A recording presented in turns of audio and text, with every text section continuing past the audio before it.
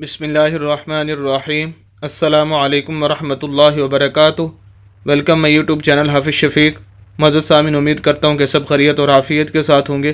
الحمدللہ سورۃ الماعون اس کا پارٹ 2، جس کے اندر انشاءاللہ آج ہم آیت نمبر 3 اور 4 پڑھیں گے، اور ہمارا مقصد صرف یہ 2 آیات پڑھنا ہی نہیں ہوگا، بلکہ ان 2 آیات سے نکلنے والے تمام اصول و ضوابط اور تجویدی قوانین آپ حضرات کے سامنے رکھیں گے، تاکہ آپ ان اصول و ضوابط اور تجویدی قوانین کو مد نظر رکھتے ہوئے بقیہ قرآن کی صحیح طریقے سے تلاوت کر سکیں۔ اور اگر آپ 24 گھنٹے میں سے 5 سے 7 یا 8 منٹ نکال کر ہماری ویڈیوز کو سننا شروع کر دیں تو انشاءاللہ چند دنوں کے اندر آپ قرآن کو صحیح تجوید کے ساتھ پڑھنا سیکھ جائیں گے، کیونکہ ہم صرف 2-4 آیات ہی نہیں بتاتے، بلکہ وہ اصول و ضوابط اور تجویدی قوانین جو پورے قرآن کے اوپر لاگو ہو سکتے ہیں، کہ لفظ کو پڑھنے کا طریقہ زبر زیر پیش، 2 زبر 2 زیر 2 پیش، کھڑی زبر کھڑی زیر الٹا پیش، حروف مدہ، لین، وقف کرنے کا طریقہ، مد کیا ہوتی ہے، قلقلہ کیا ہوتا ہے، غنہ کیا ہوتا ہے، یہ تمام چیزیں ہم جو بھی آیات ہم پڑھتے ہیں اس کے اندر ڈسکس کرتے ہیں، اور وہی چیزیں پورے قرآن کے اندر استعمال ہوتی ہیں، ضرورت پڑتی ہے۔ تو بہرحال آئیے آج کا سبق شروع کرتے ہیں۔ اعوذ باللہ من الشیطان الرجیم، بسم اللہ الرحمن الرحیم۔ واو زبر و، لام زبر الف لا، ولا، لام کے آگے الف ہے، اس وجہ سے ہم لام کو لمبا کر رہے ہیں، اور یہ الف الف مدہ ہے۔ ویسے حروف مدہ 3 ہوتے ہیں، اور یہ حروف مدہ الف مدہ، واو مدہ اور یا مدہ، یہ 3 حروف مدہ ہیں، اور یہ قرآن کے اندر بہت زیادہ استعمال ہوتے ہیں۔ جیسے کہ آج والی جو ہم آیات پڑھ رہے ہیں، اس کے اندر بھی 1-2 جگہ پر حروف مدہ جو استعمال ہوئے ہیں، اور یہ قرآن کے اندر بہت زیادہ استعمال ہوتے ہیں، اس وجہ سے ان کا جاننا ضروری ہے۔ اگر آپ پوری ڈیٹیل ان کی معلوم کرنا چاہتے ہیں تو میرے چینل پر ویڈیو موجود ہے، وہاں جا کر آپ پوری ڈیٹیل ان کی معلوم کر سکتے ہیں۔ یہاں مختصراً الف مدہ کے بارے میں بتا دوں کہ ایسا الف جس کے پچھلے لفظ کے اوپر زبر آ جائے، ایسا خالی الف جس کے پچھلے لفظ کے اوپر زبر آ جائے، وہ الف مدہ کہلاتا ہے۔ پورے قرآن کے اندر جہاں بھی اس طرح کا الف آئے گا تو اس لفظ کو جس کے آگے وہ الف ہے، اس لفظ کو ہم لمبا کریں گے، کیونکہ اب یہ لام کے آگے الف ہے تو اس وجہ سے ہم لام کو لمبا کریں گے۔ جیسے یہاں پر ہے الف خالی ہے اور پچھلے لفظ یعنی لام کے اوپر زبر ہے، یہ الف مدہ کہلائے گا۔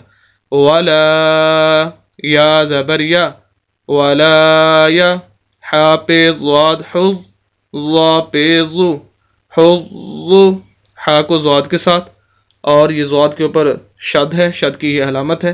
جس لفظ کے اوپر بھی شد آ جائے اس لفظ کو 2 مرتبہ پڑھا جاتا ہے، ایک مرتبہ پچھلے لفظ کے ساتھ ملا کر، اور دوسری مرتبہ اس شد کے اوپر یا نیچے خود کوئی نہ کوئی حرکت ضرور موجود ہوتی ہے، اس کے ساتھ اس کو پڑھتے ہیں۔ جیسے یہاں پر شد والے لفظ کے اوپر پیش ہے۔ ایک بات، دوسری بات، شد والے لفظ کو ہمیشہ سخت کر کے اور ہلکی سی آواز کو رو کر پڑھتے ہیں۔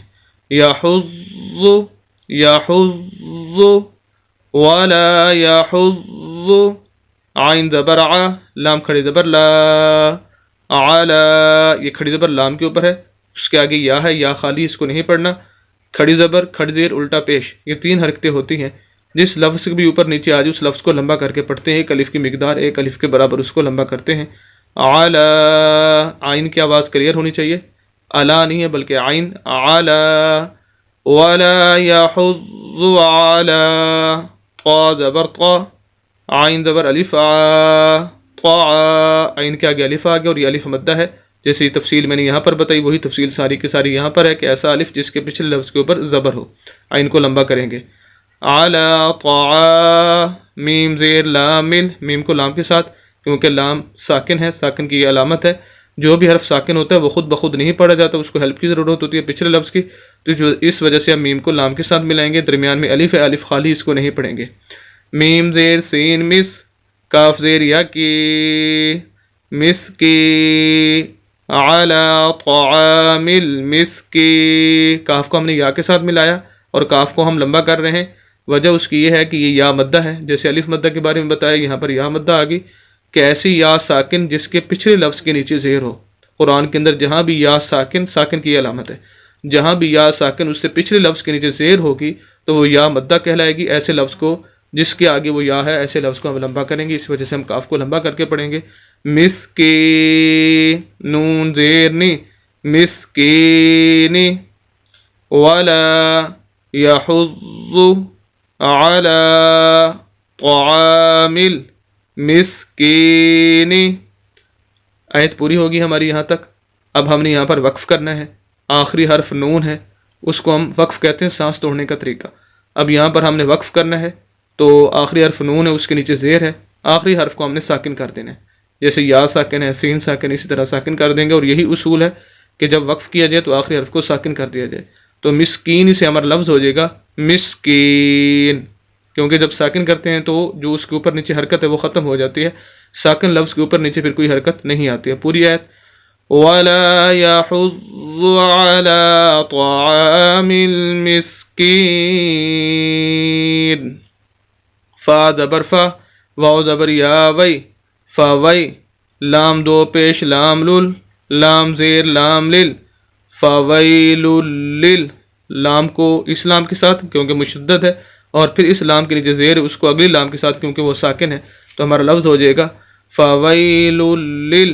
میم پیش مو، صا زبر لام صل، مصل، لام زیر یلی، مصلی.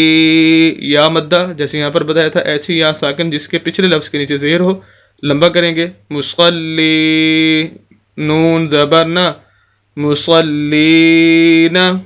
فویل للمصلین، ساکن کریں گے آخری حرف کو وقف کے لیے، نون ہے تو زبر ختم ہو جائے گی. مصلین سے مصلین. پوری آیت. فویل للمصلین. دونوں آیات. وَلَا يَحُضُّ عَلَى طَعَامِ الْمِسْكِينِ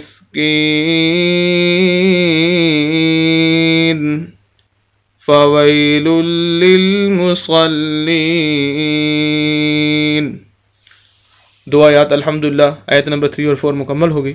امید کرتا ہوں کہ آپ کو یہ آج کی یہ ویڈیو ضرور پسند آئی ہوگی، اور خصوصاً ان دو آیات کی روشنی کے اندر جو اصول و ضوابط اور تجویدی قوانین بتائے گئے ان کو آپ بخوبی سمجھ چکے ہوں گے. مزید اسلامی ویڈیوز کے لیے اور قرآن کو صحیح تجوید کے ساتھ پڑھنے کے لیے ہمارے یوٹیوب چینل حافظ شفیع کو ضرور سبسکرائب کیجیے. صدقہ جاریہ سمجھ کر ہماری ویڈیوز کو شیئر بھی کیجیے. ملتے ہیں نیکسٹ ویڈیو کے اندر اس کے پارٹ 3 کے ساتھ کل انشاءاللہ. اجازت دیں. اللہ حافظ.